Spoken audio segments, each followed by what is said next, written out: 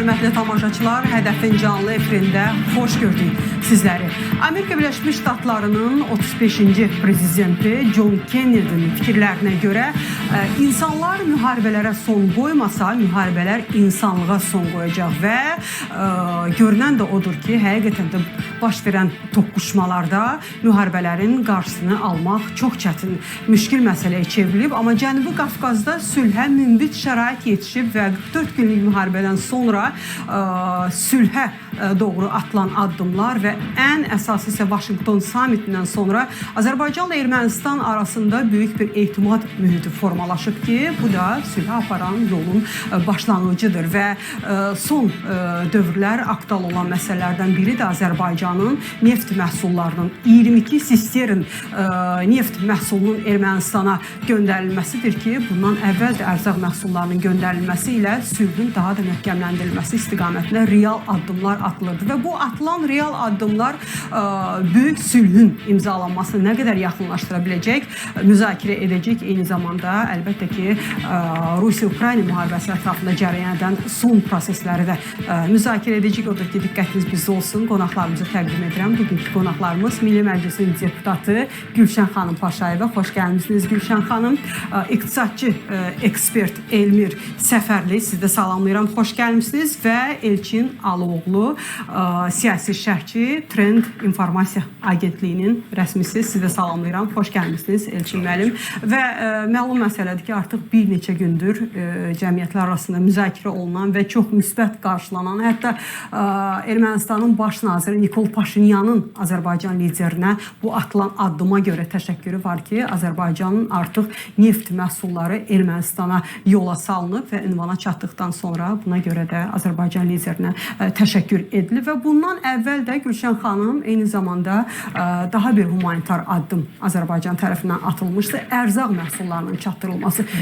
Bəli, mən sizdən çox üzr istəyirəm. Bir qədər sonra biz müzakirələrimizə studiyada davam edəcək. Amma istərdim Türkiyəyə bağlanım. İsmail Cingöz bizimlə bərabər olmalıdır. Eşidirsə, salamlayırıq.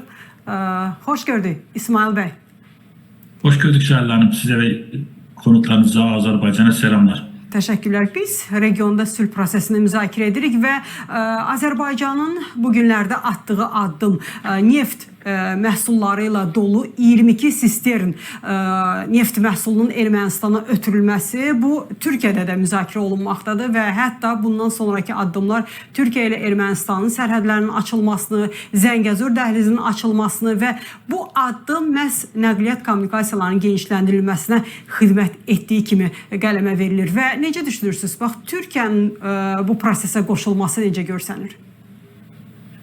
Öncelikle şunu belirteyim ki bunu defalardır belirtiyorum yazılarımda ya da programlarda. Türkiye'nin Ermenistan'a bakışı Azerbaycan'ın bakışıyla aynıdır. Yani Azerbaycan, Ermenistan normalleşmeden, kalıcı barış yapılmadan, sınırlar tespiti tamamıyla hallolmadan ve Ermenistan'ın anayasasında Türkiye'den ve Azerbaycan'dan toprak talep eden maddelerin kaldırılmadan Türkiye'nin Azerbaycan'a bakışı, Ermenistan'a bakışı değişmeyecektir. Ancak tabii ki müzakerelerin seyrinin normal mecrada ilerlemesi ve iyi niyetlerin gösterilmesi açısından elbette ki karşılıklı görüşmelere devam edilmektedir.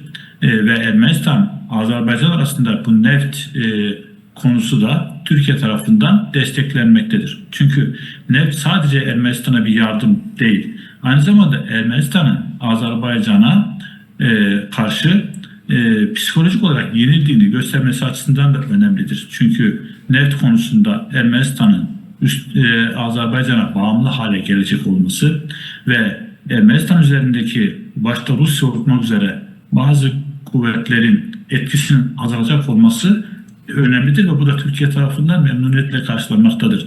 Yani Ermenistan gerek yönetimi gerekse halkı psikolojik olarak yenilmiş ve yenilgiyi kabul etmiş durumdadır. Ancak Ermenistan'da muhalefet, diaspora, kilise bu konuya tabii ki sert olaraktan durmaktadır. Ve Paşinyan yönetiminin Ermenistan olaraktan Azerbaycan'a yakınlaşıyor olmasına rahatsızlık duymaktadırlar. Tabii ki bu siyasi mücadele ve ekonomik maddi mücadeledir. Hep söylediğimiz gibi diaspora Türk düşmanlığı üzerinden milyarlarca para toplayabilmekte yurt dışında. Rusya'da, Avrupa'da, Fransa'da, Amerika'da milyarlarca para topluyor Türk düşmanlığı üzerinden Ermenistan'a yardım diye.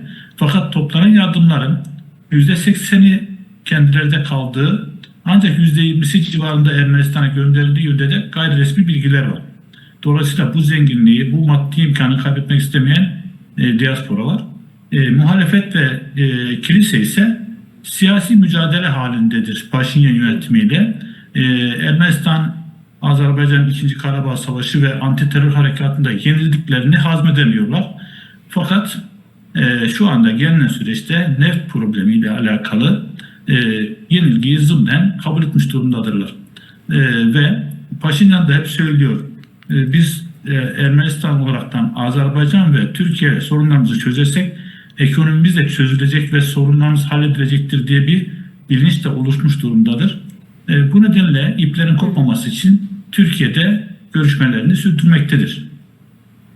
Bəli, və yeri gəlmişkən Türkiyə Respublikasının vitse-prezidenti Cevdet Yılmaz Azərbaycanda səfərdədir və bu görüşlərdə təbii ki, iqtisadi kommunikasiyaların genişləndirilməsi məsələsi də müzakirə mövzularından biridir. Mən sizə təşəkkürümü bildirirəm İsmail bəy bizə qoşulduğunuz üçün və bir daha xatırladım ki, İsmail Cingöz bizimlə birbaşa bağlantıdaydı. Bir daha təşəkkürlər.